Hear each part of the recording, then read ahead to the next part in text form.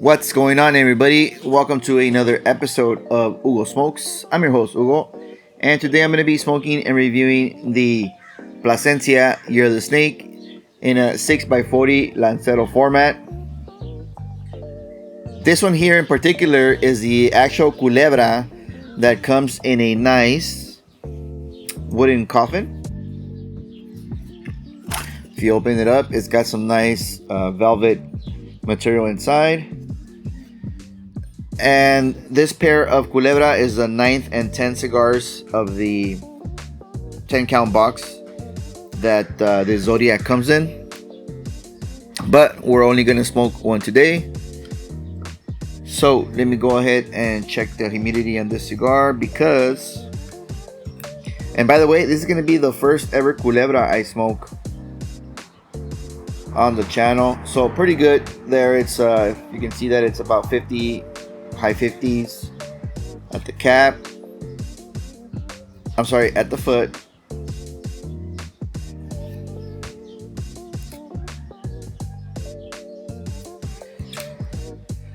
So the cigar is pretty much ready to smoke. I'm gonna go ahead and cut it with my fancy little scissors that were free. And I hope that the draw is good on this cigar since it's a culebra, it's twisted. Actually pretty good draw for a twisted cigar like this one. And again, this cigar came way of my buddy Realm from the UEA. So I'm smoking this one, gonna send the other one to him overseas so he can smoke it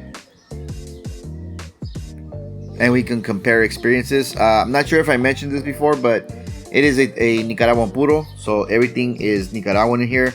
And getting like a very off-putting scent or note off of the cold draw.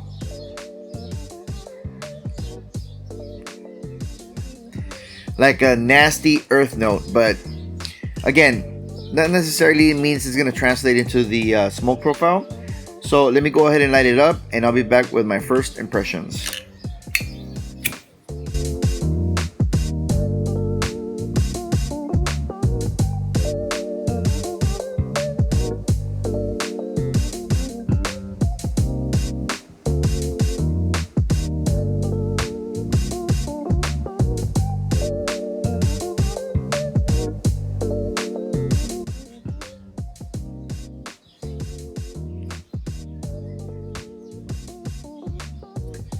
So far, it is a Nicaraguan puro. Lots of spice on the palate, literally consisting of a woody floral spice on the palate. Super bright and earthy, citrusy, even like a coffee bitterness on the very long finish. And that's pretty much it. Let's go ahead and see what the retrohale has to offer.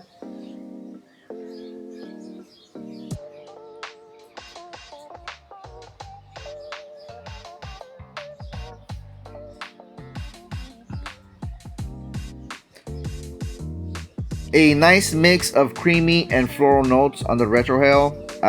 Very little spice on the sting. I would say like 1 to 2 clicks out of 10. But man, this thing is packed with flavors. I would say on a scale of 10, the body on this cigar and flavors is like 9. So very pronounced flavors. Very nice and enjoyable smoke. There's a lingering amount of spice left on the sinus cavity.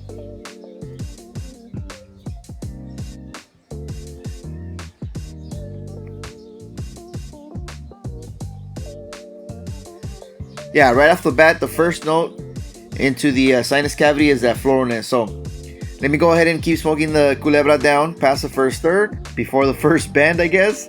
And I'll be back for my first update. Welcome back. At the end of the first third of this culebra, as you can see, the ash is nice and stacked. Fell twice before this take, but the burn line is just razor sharp. Very nice construction on this cigar. Obviously, I'm not expecting a very long ash hold on this cigar because of the shape of it.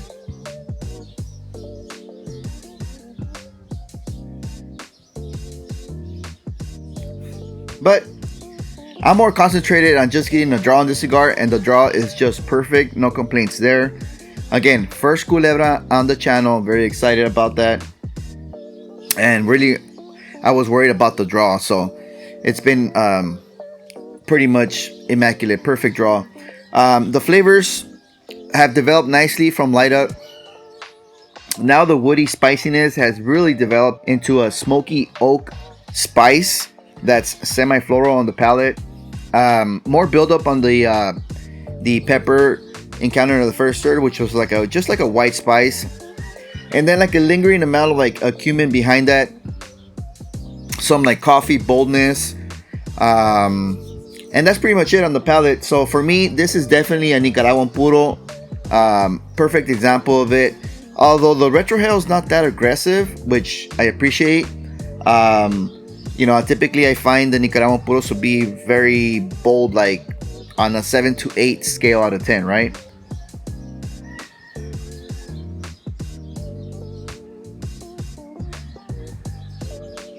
I would say is like about 3 to 4, probably 4 to 5. I don't know. 3 to 4 clicks is a good intensity for this white pepper spice on the retrohale. And then now getting like a medley of baking spices consisting of cumin, nutmeg, cinnamon on the retrohale, semi-sweet smoked nuttiness on the retrohale as well, and a little bit of earth. Somewhere in the middle of the first third, the earth on the palate just like came to the forefront, but then backed off, which was good because it's not a very pleasant earth. It's a very, I would say, dampy earth, like straight soil, right? Like just a handful of like wet soil type of earthiness. But you know what? I'm not mad at this cigar, to be honest with you. Again, I enjoyed the Plasencia Year of the Dragon last year. I wasn't mad at that. But even though most people didn't really like it, I thought it was okay.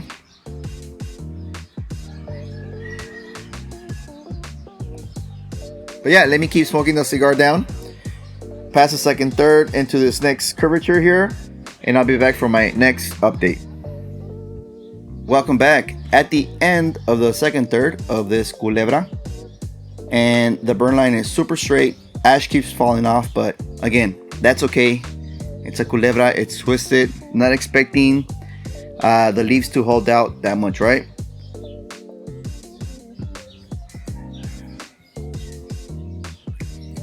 But here in the second third, nice continuation from the first third.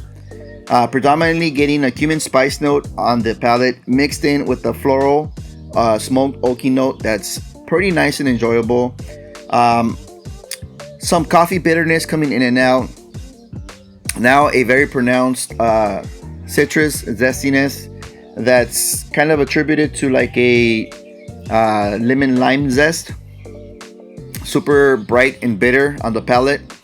On the retrohale, the main note I'm picking up is a smoke floralness that's mixed in with the oak woodiness as well, and alternating layers of like a salty butter note that's, you could just feel it all over the palate, all over the retro. Very pronounced note, and also a floral and cumin spice secondary and lingering on the finish. So overall, man, I'm not mad at this cigar. I would say it's a nice example of a Nicaraguan puro. Got smoky notes, coffee, some floralness.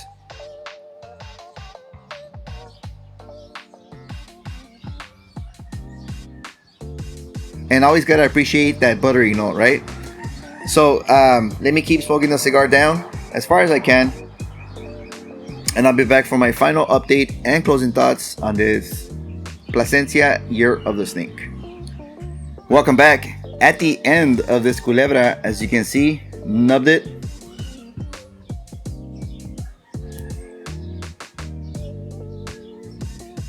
Still producing lots of smoke, which is something I forgot to describe since the beginning, right? But just great smoke production on this cigar. Again, the burn line is straight. Ash keeps on falling, which is fine. But here in the last third on the palate, let me check my notes. Lots of cumin and lime zest. That's almost like a very bitter note, but it's not like on every puff. It's like on every other puff, so that's okay. I don't really like when the zestiness is like too pronounced, you know. It's a little bit off-putting, right?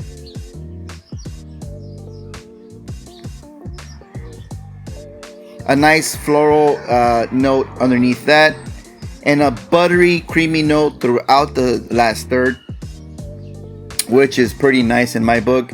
Not really salty anymore, but just buttery fat on the palate. The retrohale still continuing to get a mix of white pepper, cumin, spice. That's very nice. Some floral notes as well.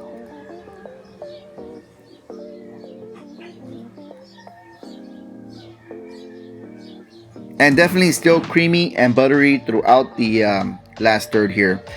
The cigar's been burning for exactly 1 hour and 30 minutes. Pretty good for a 7x40 Lancero, right? Honestly, I was pleasantly surprised with the construction of this cigar. No touch-ups throughout the cigar. Amazing construction, great performance. Good job, Plasencia. The price on this cigar is $49 MSRP. Again, this one comes in a coffin with 2 cigars rolled in a culebra, right? Pretty good detail on that. So I would say it's definitely worth picking up the coffin. You can buy it for about $100. So that would be like a single or double rating, right?